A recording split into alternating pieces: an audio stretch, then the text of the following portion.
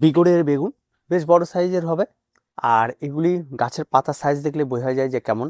একটা জায়গার মধ্যে দুটো। এটাকে চারা লাগানোর সময় বলেছিলাম তার কি পরিচর্যা করবেন। তো আজকের ডেটে এসে গাছে অলরেডি ফাইনালি ফুল চলে এসছে, মানে ফুলের কুঁড়ি দেখা দিয়েছে।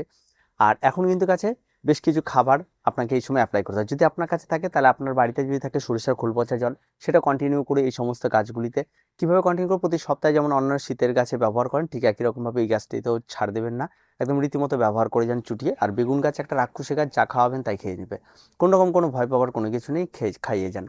আর যেটা মাটিতে ঘাস বা আগাছা যেগুলো থাকবে সেগুলো একটু পরিষ্কার পরিচ্ছন্ন এবং গোড়াটা সবসময় পরিষ্কার রাখার চেষ্টা করবেন, যত রাখবেন পরিষ্কার তত ভালো। আর টবের সাইজ কিন্তু সবসময় বড় দিতে হবে, ছোটোখাটো টবে কিন্তু বেগুন খুব একটা ভালো ফলন পাবেন না, সেই বড় সাইজের টব দেবেন। তারপরে যে বিষয়টা থাকে সেটা হচ্ছে গাছে ফুল আসার পর কি পরিচর্যা। এবার ফুল যখন চলে এসছে তখন গাছে আপনার রাসায়নিক দিতে হয়, তাহলে বোরন ব্যবহার করতে পারেন, বোরন দিলে গাছে বেশ ভালো হয়। এই সময় ব্যালেন্স একটা ডায়েট দিতে পারেন, যেমন এনপিকে 10-26-26 ব্যবহার করতে পারেন। 10-26-26 এই সময় ব্যবহার করলে ফসফরাস এবং পটাশিয়ামটা একটু বেশি থাকে, ফলে ফুল এবং ফলের উপর একটা ভালো ইফেক্ট পড়ে এবং পরবর্তীতে সাইজটা অনেক বেশি বড় হয়। কিন্তু যখন আমরা অর্গানিকভাবে করতে থাকি তখন এই সমস্যাগুলি ফেস করতে হয়। আর এই সময় ফেস থেকে দূর করার জন্য আপনাকে কলার খোসা ভিজিয়ে জল দিতে হবে। আপনাকে প্রতি সপ্তাহে সপ্তাহে এটা করতে পারেন এখন থেকে, সেটা বেশ ভালো কাজ করে। আপনি হাড় গুঁড়োটা ব্যবহার করতে পারেন, একটা মিক্স খাবার বানিয়ে নেবেন।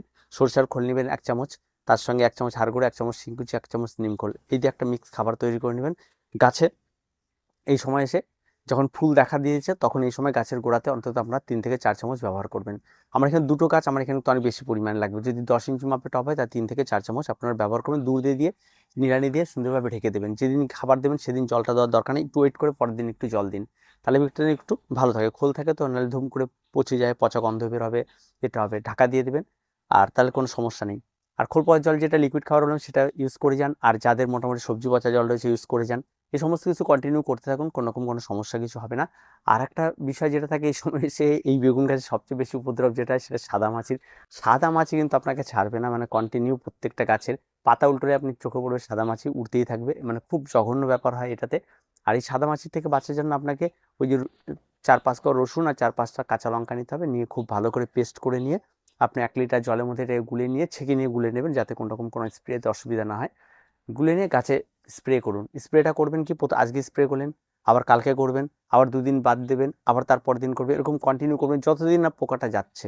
নিজে বাড়িতে বানানো এটা করুন। আর পোকার আক্রমণ তেমন কোনো কিছু বেগুন গাছে এই সময় দেখবেন না। আর যদি হয় তাহলে নিম তেল রেখে দেবেন, নিম তেল স্প্রে করলে যথেষ্ট। এটা অর্গানিকভাবে বললাম। আর যারা রাসায়নিকভাবে আরও বেশি ফলন চান তারা এই সময় গাছে একবার বোরন স্প্রে করবেন। আর বাজার চলতে যে সমস্ত ভিটামিনগুলি পাওয়া যায়, যে কোনো একটা কিছু একবার স্প্রে করে দেবেন। ভিটামিনটা বারবার স্প্রে করবেন না, একবার স্প্রে করবেন, ফল হয়ে যাবে, তারপর আবার স্প্রে করবেন। বোরনতে একবার স্প্রে করবেন, ফল হয়ে যাবে, তারপর আবার যখন নতুন ফুল আসবে তখন আরেকবার স্প্রে করবেন। এই কন্টিনিউ এই সিস্টেমটা মেনে মেনে আপনি যদি করতে পারেন তাহলে বেগুন গাছে প্রচুর পরিমাণে ফলন পাবেন। আর এটা বিঘটের বেগুন, এটা বিখ্যাত বেগুন, রায়গঞ্জের, অনেকটা বড় বড় হবে। এক একটা বেগুনের সাইজও অনেক বড় হবে। তো কতটা বড় হচ্ছে নার্সারি থেকে আমাকে ঠকালো কিনা সেটাও একটা বোঝার ব্যাপার রয়েছে। তো গাছের পাতা দেখে তো মনে হচ্ছে ঠিকঠাকই আছে।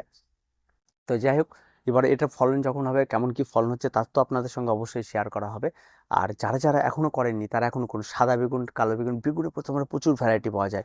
আর শীতকালীন সবজিতে বেগুন ছাড়া কিন্তু ভাবাই যায় না, তাই বেগুন কিন্তু অবশ্যই আপনার ছাদ বাগানে রাখতেই হবে একটা। আর বেগুনে যদি আরও কোনো সমস্যা হয়ে থাকে, খুব নর্মাল পরিচর্যা এগুলি। আরও যদি কিছু অসুবিধা থাকে তাহলে আপনাদের কমেন্ট বক্স রয়েছে, কমেন্ট বক্সে কমেন্ট করুন, আমরা অবশ্যই তার ভিডিও আপনাদের জানিয়ে দেবো। তো আজকে এই পর্যন্তই, দেখা হচ্ছে পরবর্তী ভিডিওতে। প্রত্যেকে ভালো থাকবেন, প্রত্যেকে সুস্থ থাকবেন। চ্যানেলটিকে অবশ্যই সাবস্ক্রাইব করে রাখবেন।